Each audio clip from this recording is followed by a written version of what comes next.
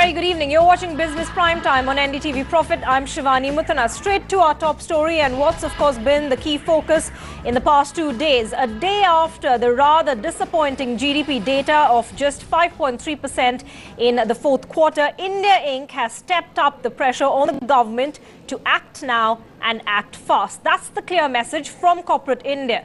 The shockingly low growth data also sparked off a slew of downgrades from international broking firms as well today, clearly weighing on weak investor sentiment. We also had CLSA's Christopher Wood speaking exclusively to NDTV Profit, saying most of the economic mess in India is in fact self-inflicted. Here's a report.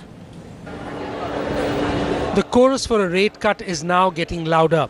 A day after the shocking numbers for the fourth quarter for the GDP growth, industry believes that RBI will have to cut rates to fuel growth in the country. But with inflation continuing to remain high, the RBI will have to again do some tightrope walking to meet the demands from industry and markets. The RBI doesn't want the investment cycle in India to collapse. So I think as a practical matter for anybody looking at the Indian stock market, the obvious point to make is that the RBI will be cutting rates. By far the most important measure is, as I mentioned, the goods and services tax. Among the things the government could do themselves is to cut the subsidies, make announcements of foreign direct investments in some of the sectors.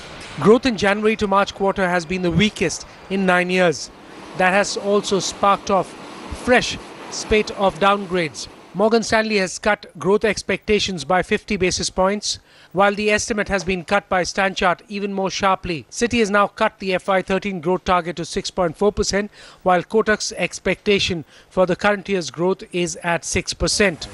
RBI had said during the last policy announcement that given the inflation picture, it will be difficult to cut rates further. But the growth slowdown is leading to strong political reactions. देश की विकास दर का जो figure आया है वो बहुत ही चिंताजनक है। प्रधानमंत्री